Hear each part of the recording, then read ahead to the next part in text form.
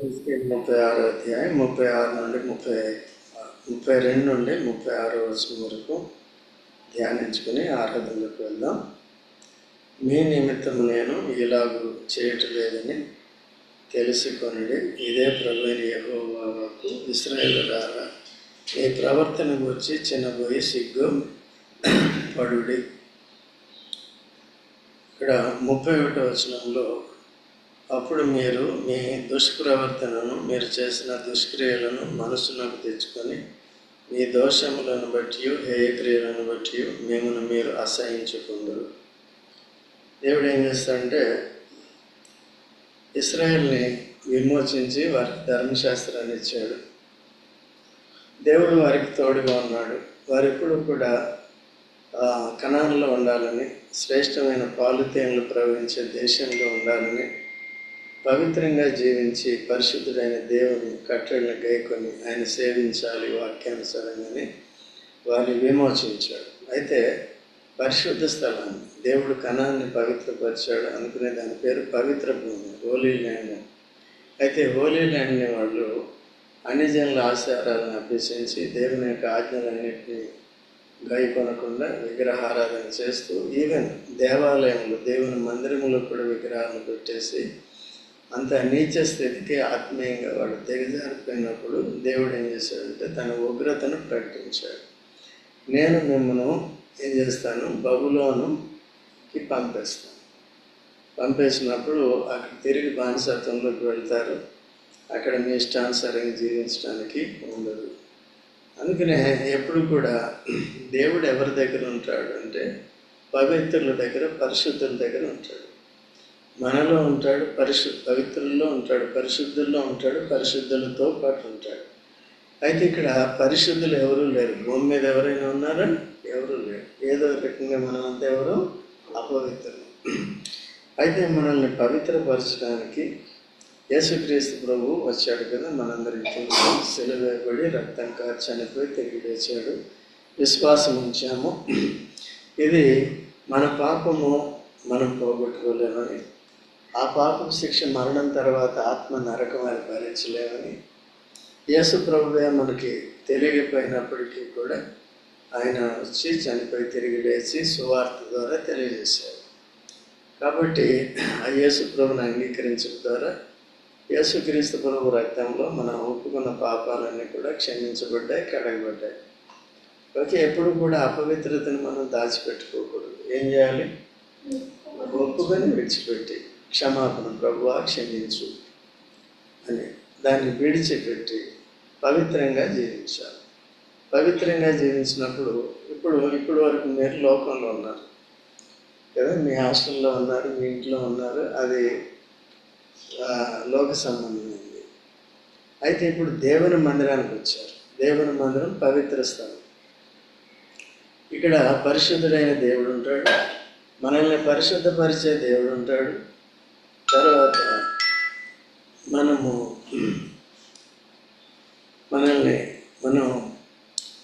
కాబట్టి పవిత్రంగా ఉండాలి. దేవుని మందిరంలో పవిత్రంగా ఉండాలి. కనుక ఈ మాట మనం గుర్తుపెట్టుకోవాలి. కాబట్టి దేవుడు ఎక్కడ 2-3 కూడి ఉంటే మన మధ్యలో ఉంటానని చెప్పాడు. ఇది పరిశుద్ధ స్థలం. అయితే ఎవరు 2-3 అంటే వారు పరిశుద్ధులై ఉండాలి. ఏ పరిశుద్ధులై ఉండాలి? తమంతటి తాము మేము పవిత్రులని చెప్పుకునేవాడు కాదు. యేసు రక్తంలో కడగబడి పవిత్రులైన వారి మధ్యలో ఆయన. ఓకే, ఆయన సన్నిధికి మనం పవిత్రులుగా, పరిశుద్ధులుగా వచ్చాం. అయితే ఇశ్రాయేలీయుల్ని దేవుడు ఐగుప్తు నుంచి విమోచించి పవిత్ర స్థలాన్ని ఇచ్చి వారిని పరిశుద్ధపరిస్తే ఆ స్థలాన్ని ఏం చేశారు? వాళ్ళు పరిశుద్ధపరచబడిన మనము క్రీస్తులో పరిశుద్ధతలో కొనసాగాలి, కానీ మళ్ళీ అపవిత్రులుగా ఉండటానికి వీలు లేదు. అట్లా చేస్తే మనల్ని మనమే మోసపుచ్చుకుంటాం. అలా చేసిన ఇశ్రాయేల్ అందరినీ కూడా తిరిగి లోకంలోకి పంపేసి నెబుకద్నెజరు యొక్క కాడి కిందకి తీసుకువెళ్ళిపోయి తనకి దాసులుగా చేశాడు. దేవునికి సేవ చేసి దేవుని దాసులుగా ఉండవలసిన వాళ్ళు ఏమయ్యారు? మానవ రాజులకి సేవ చేసేవారు అయిపోయారు, పాపులకి సేవ చేసేవారు అయిపోయారు. అటువంటి దుస్థితి మనకు రాకుండా ఈ లేఖనాలన్నీ కూడా దేవుడు రాసి పెట్టాడు కాబట్టి జాగ్రత్తగా ఉండాలి. అయితే దేవుడు ఏం చేస్తున్నాడంటే ఒకసారి విమోచించాడు కనుక దాన్ని విడిచిపెట్టాడు. మనం అపవిత్రులమైనప్పటికీ శిక్షిస్తాడు. దేంట్లో శిక్షిస్తాడు? కొత్త నిబంధనల ప్రకారము శరీరంలో శిక్షిస్తాడు. క్రీస్తు యేసునందున వారికి ఏ శిక్ష లేదు. దేనికి లేదు? ఆత్మకి లేదు. కానీ దేనికి ఉంది? శరీరానికి ఉంది. చూడండి, 1 పేతురు 4వ అధ్యాయం 1వ వచనం చదవండి. 1 పేతురు 4:1 త్వరగా చదవండి ఎవరైనా. క్రీస్తు శరీరమందు శ్రమపడెను గనుక, క్రీస్తు శరీరమందు శ్రమపడెను గనుక మీరు అట్టి మనసును ఆయుధముగా ధరించుకోండి. క్రీస్తు శరీరమందు శ్రమపడెను గనుక మీరు అట్టి మనసును ఆయుధముగా ధరించుకున్నది. తర్వాత శరీర విషయంలో శ్రమపడిన వాడు శరీరమందు జీవించి మిగిలిన కాలము ఇక మీదట మనుజాశలను అనుసరించి నడుచుకోనగా దేవుని ఇష్టానుసారంగానే నడుచుకున్నాడు. చూసారండి, ఎందుకంటే మన మనుజాశలను, మన ఆశలను అనుసరించి నడుచుకుంటే అపవిత్రులం అవుతాం. అయితే దేవుడు ఏం చేస్తాడంటే మనుజాశలను అనుసరించి నడుచుకుంటున్న వారికి దేవుడు శరీరంలోనే శిక్ష పెడతాడు. ఎందుకు? మనుజాశలను అనుసరించి నడుచుకోకుండా పవిత్రంగా ఉండి దేవుని సేవించారు. తర్వాత పాపముతో జోలి ఇక నేమీ లేక ఎందుకు ఉండదండి? పాపంతో జోలిక ఉండదు. అందుకనే దేవుడు ఏంటంటే తానే శ్రమపడి తన రక్తము కార్చి యేసు ప్రభు రక్తంతో పవిత్రపరిచాడు, అయిపోయింది. అయితే మనం మనుజాశలను అనుసరించి నడుచుకుని అపవిత్రులం అయ్యామా? తిరిగి ఏంటంటే శిక్ష ద్వారా శరీరంలో శిక్షను అనుమతించి పవిత్రతలోనికి తీసుకొస్తాం. అప్పుడు ఏమవుతుంది? అందుకనే బలలో పాలు పొందేవారు కూడా అదే తమ్ము తాము ఏం చేయాలి? ఎందుకు పరీక్షించుకోవాలి? శిక్షావిధిలోకి రాకుండా ఉండటానికి తమ్ము తాము పరీక్షించుకొని తప్పులన్నీ ఒప్పుకొని విడిచిపెట్టాలి. కంటిన్యూ అయితే 2-3 సార్లు చూసి శరీరంలో శిక్ష పెడతాడు. అర్థమవుతుందమ్మా? కాబట్టి ఆ విధంగా సిద్ధపరుస్తున్నాడు. వారిని కూడా కొంతకాలం బబులోను రాజ్యంలోనికి అన్ని దేశంలోకి పంపేసి తర్వాత వాడికి కొద్దిగా బుద్ధి వచ్చిన తర్వాత దేవుడికి తెలిసి ఎన్ని సంవత్సరాలకు వస్తుందో అన్ని సంవత్సరాలు 70 సంవత్సరాలు అక్కడ పెట్టి వారిని విడిపించి తీసుకొచ్చిన తర్వాత ఇక్కడ చూడండి ఏమంటున్నాడు 32వ వచనంలో 32 మీ నిమిత్తము నేను ఇలాగూ చేయటం లేదని తెలుసుకున్నది ఇశ్రాయేలీయులారా, మీ ప్రవర్తన గురించి చిన్నపోయి సిగ్గుపడండి. ఇప్పుడు ఏం చేయాలి? మన ప్రవర్తన ఎప్పుడు కూడా మనుజాశల్ని అనుసరించి నడిస్తే, పాప స్వభావాన్ని బట్టి అనుసరించి నడిస్తే అది సిగ్గుకరమైంది. ఎవరికైనా సిగ్గుకరమైంది. ఈనాడు సిగ్గుకరమైన జీవితం జీవిస్తూ దేవుని దృష్టిలో పాపములో జీవిస్తూ క్రీస్తుని నిరాకరిస్తూ ఉంటారు. ప్రస్తుతానికి బాగానే ఉంటుంది. అల్పకాల పాపభోగాలు ప్రస్తుతానికి బాగానే ఉంటాయి. తర్వాత ఏదో ఒక రోజున దేవుని దగ్గర తీర్పులోనికి రావాలి. ఒకరోజు నిత్యమైన తీర్పు జరగబోతుంది. ఆ తీర్పు తీర్చేది ఎవరు? యేసు ప్రభువే తీర్పు చేశారు. అప్పుడు వారి రహస్య పాపాలన్నీ కూడా చెప్తారు. ఎవరేమేమి చేశారో కూడా అన్నీ కూడా చెప్తారు. అది కాబట్టి చీకట్లో చేసింది వెలుగులో చూపిస్తారు. అప్పుడు సిగ్గుంటుందా లేదా? పాపం అనేది ఎప్పుడూ కూడా రహస్యంగా చేసేది. మనుషులకు కనపడితే ఏం చేస్తారు? దొంగతనం చేశారు అనుకోండి, ఇదిగో నేను దొంగతనం చేస్తున్నాను అని చెప్తారా? మెడలు ఇస్తారా ఎవరికైనా? లేదు. అన్నీ రాదు. ఇంకేది చేసినా, ఏ మనుజాశలు కానీ లేకపోతే ఇచ్చలు కానీ ఏచ్చలు కానీ ఏది చేసినప్పటికీ కూడా ఎట్లా చేస్తారు? రహస్యంగా చేస్తారు. మనం కూడా పైకి భక్తి గలవారు వల్లే నీతిమంతులుగా కనబడి మనం కూడా హృదయంలో తప్పులు కూడా పాపాలు చేయొచ్చు. ఎట్లా? ఒక స్త్రీని మోహపు చూపుతో చూసి ప్రతివాడు ఏమయ్యాడు? హృదయంలో తనతో వ్యభిచారం చేశాడు. అట్లా కూడా ఇప్పుడు పైకి బాగానే ఉన్నాం, వైట్ షర్టు వైట్ ప్యాంటు అన్నీ బాగానే ఉన్నాయి, కానీ ఏం చేస్తాం? అటువంటి ఆలోచనలు కూడా.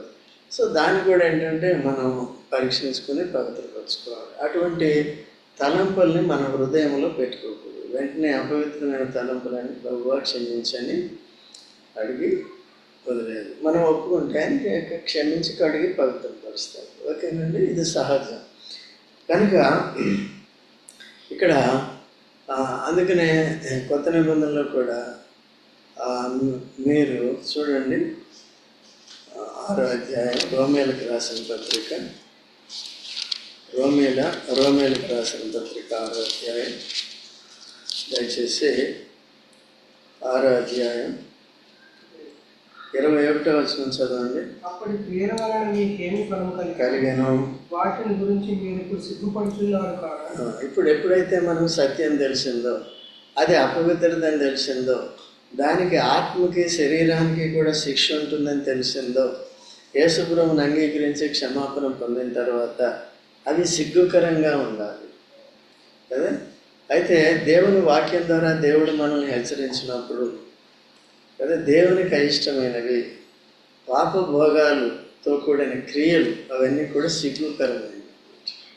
సో కనుక చూడండి, వాటన్నిటిని కూడా వదిలేయాలి. ఇక్కడ మీ ప్రవర్తన గురించి చిన్నపోయి సిగ్గుపడి, ఇప్పుడు సిగ్గుపడండి మీరు, అవన్నీ కూడా సిగ్గుపడవలసిన తప్పులయ్యి. 33 మీ దోషముల వల్ల మీకు కలిగిన అపవిత్రతను నేను తీసివేసి మీ పట్టణంలో మిమ్మను జేవాడు మరలా మనుషులు పాడైపోయారు. దేన్ని బట్టి? పాపం బట్టి. వాళ్ళు ఎక్కడికి వెళ్ళిపోయారు? బబులోను చెరలోకి వెళ్ళిపోయారు. ఇప్పుడు మరి ఈ కనాను దేశం ఏమైంది? ఇశ్రాయేల్ దేశం ఏమైంది? పాడైపోయింది. విన్నాము ఉమేష్? ఎందుకు పాడైపోయింది? మనుషులు లేరు కాబట్టి. మనుషులు ఎక్కడికి వెళ్ళిపోయారు? ఈ ఇల్లు 1 సంవత్సరం ఎవరు లేకుండా ఉంటే ఏమవుతుంది? శుభ్రం చేసుకోవాలి, అయితే అన్ని బూజులు గీజులు పాడైపోయి. ఓకేనా? అట్లాగే 70 సంవత్సరాలు ఆ దేశంలోంచి వెళ్ళగొట్టేసింది. ఏమైపోయింది ఇది? ఇప్పుడు దేవుడు ఏమంటున్నాడంటే, మీరు చేసిన తప్పుల విషయంలో మీరు సిగ్గుపడితే మిమ్మల్ని ఏం చేస్తాను? తిరిగి క్షమిస్తాను, మిమ్మల్ని కూడా బాగు చేస్తాను, మిమ్మల్ని కూడా తీసుకొస్తాను. మళ్ళీ ఈ పవిత్ర స్థలాన్ని మీరు ఏం చేయాలి? ఇప్పుడు కట్టుకోవాలి. పాడైపోయిన మనుషులు బాగుపడి ఏం చేయాలి? మిగిలింది కట్టాలి. ఇప్పుడు మనం కూడా రక్షణ పొందిన మనము రక్షణ లేని వారి కొరకు పాటుపడాలి. వారిని క్రీస్తుని విషయమైన సువార్త వారికి చెప్పి క్రీస్తులోనికి తీసుకురావాలి. ముఖ్యంగా ఇప్పుడు స్థలం ఇది పాడైపోయిందంటే పర్వాలేదు, మనిషి పాడైపోయాడు. ఎలా పాడైపోతాడు? పాపములను బట్టి పాడైపోతాడు. కానీ ఆ పాప జీవితం నుంచి విడిపించి మనిషిని పవిత్రంగా కట్టడానికి, పరలోక రాజ్యం చేర్చడానికి యేసుప్రభువు వచ్చాడు. కాబట్టి నీవు నేను కూడా ఎరిగిన మనము స్థిరంగా ఉండి, సో ఇతరులను కూడా ఆ రీతిగా తీసుకొచ్చేదిగా 2 పనులు ఉంటాయి. మనల్ని మనం కట్టుకుంటూ స్థలాన్ని కూడా ఏం చేయాలి? కట్టాలి. ఆ వాళ్ళకి చెప్పాడు. తర్వాత ఎన్నో వచనం? 34 మార్గస్థుల దృష్టికి పాడుగాను. చూశారు? సో ఈ 70 సంవత్సరాలు అటు మార్గంలో వెళ్ళేవారు ఇశ్రాయేలుకి కలిగిన దుస్థితిని చూసి మనుషులు ఎవరు లేరు, దేశం అంతా ఏమైపోయింది? పాడైపోయిన భూమి అని చెప్పబడిన భూమి వారి ముందు ఏమవుతుందంటే సేద్యం చేయబడుతుంది. తిరిగి మనుషుల కొరకు ఏం చేస్తుంది? ఫలిస్తుంది. అయితే ఇప్పుడు దేవుని వాక్యం అనే విత్తనాలు మన హృదయంలో విత్తుకుంట ద్వారా నిన్నటి వరకు పనికిరాని వారుగా ఉన్నాం, ఇప్పుడు దేవునికి పనికొచ్చేవారుగా ఉన్నాం. ఈ విత్తనాలు అంటే వాక్యం. సో వాక్యం మనల్ని పవిత్రపరుస్తుంది, వాక్యం మన బాధ్యతలు చూపిస్తుంది, మనం ఏం పని చేయాలో అది కూడా చూపిస్తుంది. ఇప్పుడు ఆత్మీయంగా పెద్ద శరీర శ్రమ ఎక్కువ లేదు. పాత నిబంధనలలో శరీర శ్రమ ఎక్కువ లేదు. ఏముంది? ఆరాధన చేయాలి. ఆరాధన శ్రమ అండి. ప్రార్థన చేయాలి. శ్రమ అది, భారం అది. ప్రయాసపడి భారం వచ్చిన సమస్తమైన వాళ్ళారా నా దగ్గర మీకు ఏం చేస్తాను? మన పాప భారం అంతా తన మీద వేసుకొని శిక్ష భరించి మన పక్షంగా మన పాపపు శిక్ష నరకాన్ని కొట్టివేశాడు. కదా, మరణాన్ని కూడా తొలగించి మన నిత్య జీవంలోనికి దాటించాడు. అటువంటిప్పుడు దేవుని ఏం చేయాలి? మనం ఆరాధించాలి, సంఘంతో కలిసి చేయాలి. నేను ఒంటరిగా చేశానంటే సరిపోదు, ఒంటరిగా చేసుకుని చేయాలి, సంఘంగా చేయాలి. రెండోది ఏం చేయాలి? ప్రార్థన కూడా చేయాలి సంఘంగా. కేవలం ఆదివారం వస్తామంటే సరిపోదు. ఈ కార్పొరేట్ చర్చెస్ వచ్చిన తర్వాత, పెద్ద పెద్ద చర్చిలు వచ్చిన తర్వాత ఆదివారానికి పరిమితం. అందుకనే మనుషులు వీక్గా ఉంటారు. అక్కడ కాపురత్వం కూడా ఉండదు. ఎవరు వింటున్నారు, ఎవరు వినట్లేదు, ఎవరు ఆరాధన చేస్తున్నారు. సంఘం అనేది, చర్చ్ అనేది ఏంటంటే ఇన్పుట్ తీసుకుని అవుట్పుట్ ఇవ్వాలి. ఇప్పుడు వాక్యం చెప్పిన తర్వాత ఏం చేయాలి? మీరు ఆరాధన చేయాలి. తర్వాత బల్లలో పాలు పొందే ముందు ఏం చేయాలి? ఏ హెచ్చరికలు ఉన్నాయో సరి చేసుకోవాలి. అందుకనే ఇన్పుట్ ఇచ్చేది అవుట్పుట్. ఎక్కడైనా సరే మీరు ఒక భోజనం వండుకోవాలంటే ఏం చేయాలి? అయిపోతుంది అదంతా, దానంతా అదేం చేయాలి? కరికిలో బియ్యం వేసుకోండి, కూరగాయలు తరిగి మటన్ చికెన్ వేసి కూర వండితే ఏమవుతుంది? మీరు రా ఇస్తున్నారు, మీకు ఇండియన్ కుక్కుడు వస్తుంది. ఓకే, అలాగే ఇప్పుడు నేను వాక్యం విన్న తర్వాత ఏం చేయాలి? మనం ఏ కూడికైతే దాన్ని మనం బయటికి తీసుకురావాలి. అది సంఘం నేర్పిస్తుంది. ఆదివారం కేవలం ఆరాధన ఉంటుంది కాబట్టి మిగతా రోజుల్లో కూడా వచ్చేది నేర్చుకోవాలి. ముఖ్యంగా యవనస్తులు, ఈ తరం వారు కేవలం ఆదివారానికే పరిమితం అయిపోతున్నారు. ఏంటి అంటే చదువులు, సంధ్యలు, ఉద్యోగాలు, ఇవన్నీ కరెక్టే. మీకు అనుకూలంగా ఏం చేస్తున్నామంటే మేము ఇది కూడా పంపిస్తున్నాం. ఆన్లైన్లో యూట్యూబ్ రికార్డెడ్ మెసేజ్ కూడా ఇప్పుడు రికార్డ్ చేస్తాం, పంపిస్తున్నాం. దాన్ని కనీసం నేర్చుకోవాలి. మీకు టైం లేకపోతే ఎట్ ఏ టైం 10 minutes ఏం చేయాలి? 30 minutes ఉంటుంది. 10 minutes చూసి నేర్చుకుని మళ్ళీ అవుట్పుట్ ఇవ్వాలి. విన్న వెంటనే ఏం చేయాలి? ఆరాధన అయితే ఆరాధించి గుర్తుపెట్టుకోవాలి. ఊరికే ఊరికే వినేస్తే సరిపోదు. ఏం చేయాలి? అవుట్పుట్ ఇవ్వాలి. సో అట్లా కాబట్టి నేను పాడైపోయిన స్థలాలను ఏం చేస్తానంటే సేద్యం. సో ఎట్లా ఉంటుందంటే అది 35వ వచనం, పాడైన భూమి ఏదైనా వనము వలె ఆయనని, పాడుగాను నిర్జనంగానున్న ఈ పట్టణములు నివాసులతో నిండి ఇలా జరుగుతుందని వాగ్దానం చేస్తున్నారు. ఓకే అండి. పాడైపోయిన స్థలాలు మళ్ళీ ఎలా ఉంటాయంటే, నిజంగా ఇప్పుడు ఇస్రాయేల్ దేశం అలాగే ఉంటుంది సర్వలోకానికి కదండి. దాని టెక్నాలజీ కానీ ఏదైనా కానీ, ఈవెన్ మీరు ప్రకృతి సంబంధంగా చూస్తే, పంటలు చూస్తే, ఏదైనా చూస్తే అలా లేదా ఇస్రాయేల్. సో ఇది దేవుని యొక్క వాగ్దానం, దేవుని యొక్క ఆశీర్వాదం. ఇప్పుడు కాదు, అప్పుడే. ఇప్పుడు అయినప్పటికీ యేసుని సైతం నిరాకరించడం కాదు, కానీ అప్పుడేదో దేవుని ఆజ్ఞలు తృణీకరించారు. కానీ ఇప్పుడైతే కేవలం యేసు ప్రభునే తమ రక్షకుడు, తమ దేవుడినే ఏం చేశారు? చంపేశారు, సిలువేసి. అది వారు చేసిన ఘనకార్యం. అయినప్పటికీ దేవుడు వారిని కాపాడుతున్నాడు. ఇప్పటికీ ఫిజికల్గా యేసు ప్రభుని నమ్మాలి. ఓకే, కాబట్టి ఆ విధంగా ఎలా ఉంటుందంటే, ఏదైనా తోట కంటే కూడా శ్రేష్టమైనది ఇంకోటి లేదు. ఏదైనా తోట దేనికి గుర్తుగా ఉందంటే పరదేశకి గుర్తుగా ఉంది, లేక పరలోకానికి గుర్తుగా ఉంది. ఇప్పుడు పాడైపోయిన మన జీవితాలు ఏం చేశాడు? యేసు ప్రభువులో కడుతున్నాడు కదా. దేని కొరకు కడుతున్నాడు? పరలోకం కొరకు. అంతకుముందు ఏదైనా తోట పరదేశకి గుర్తుగా భూమి మీద ఉంది. అయితే ఇప్పుడు మన పరదేశం ఎక్కడ ఉంది? పైన ఉంది కదా, మూడో ఆకాశంలో ఉంది. కాబట్టి అక్కడి నుంచి యేసు ప్రభువు రాబోతున్నాడు, మనందరినీ కూడా తీసుకుపోతాడు తనతో పాటు సదాకాలము. సో కాబట్టి ఇక్కడ ఏదైనా తోట దేవుడు మానవుడు సహవాసం చేసే స్థలం, లేక నివాసం ఉండే స్థలం. అలాగే ఇప్పుడు మనం ఎవరితో నివాసం ఉండబోతున్నాం? దేవుడితో. తర్వాత మనతో ఆయన మనకు తండ్రి, మనం పిల్లలము. రెండోది ఆయన దేవుడు, మనం ప్రజలము. అలాగా ఈ సంబంధం కలిగి శాశ్వత కాలం ప్రభు దగ్గర ఆయన మహిమలో నిత్య జీవులు ఉండబోతున్నాం. పాడైపోయిన జీవితాలను క్రీస్తులు ఏం చేశాడు? కడుతున్నాడు కదా, ప్రాణం పెట్టి కడుతున్నాడు. కాబట్టి అలాగా కనుక పాడుగాను నిర్జనంగాను ఈ పట్టణములు నివాసులతో నిండి ఉండను. పరలోకం అంతకుముందు కేవలం దేవదూతలు ఉండేవారు. ఎప్పుడైతే మనిషిని సృష్టించాడు దేవుడు, అప్పటి నుంచి మనుషుల్ని పరలోకం కొరకు సిద్ధపరుస్తున్నాడు.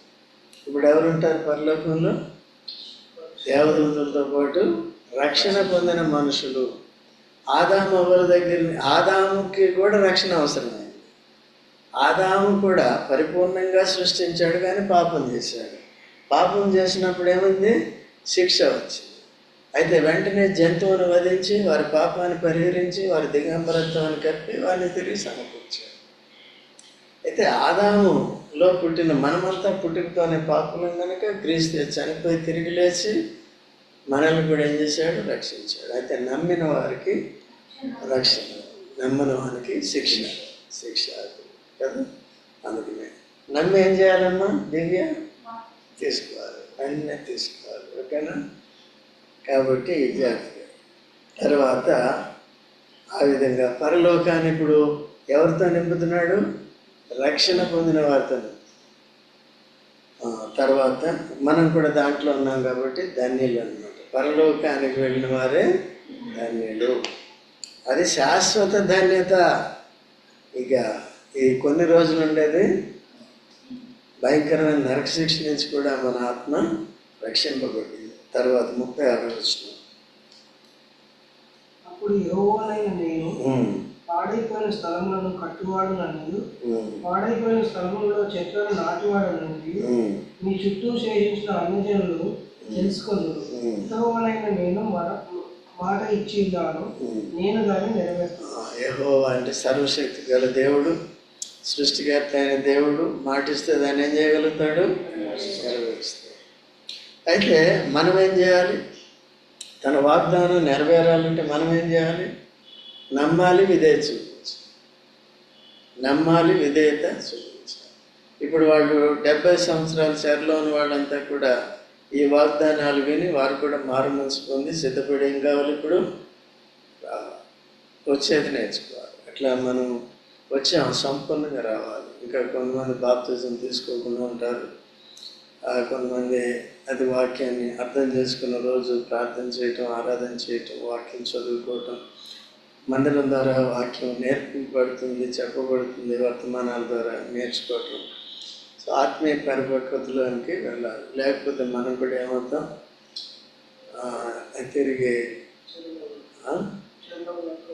తిరిగి పాడైపోతాం. సో తిరిగి పాడైపోతాం. లేకపోతే ఆత్మీయ ఎదుగుదల ఉండదు. కాబట్టి అలా లేకుండా మనం యేసుక్రీస్తుతో తానే మనల్ని కడుతున్నాడు కాబట్టి తనకు విధేయులుగా ఉంటూ వాక్యాన్ని నేర్చుకుంటూ పరిశుద్ధాత్మ ద్వారా మనము యేసు ప్రభు యొక్క స్వరూపంలోనికి అంతకంతకు మార్చబడాలి. సో భూమి మీద జీవించే జీవితకాలం అంతా కూడా పరిశుద్ధ స్థలంలో ఉంటాం. పరిశుద్ధులైన దేవుడు మన మధ్యలో ఉంటాడు కనుక పరిశుద్ధ జీవితాన్ని అలవర్చుకోవాలి. పొరపాటు జరిగిన వెంటనే ఏం చేయాలి? సో ఆరాధనలోకి వెళ్దాం.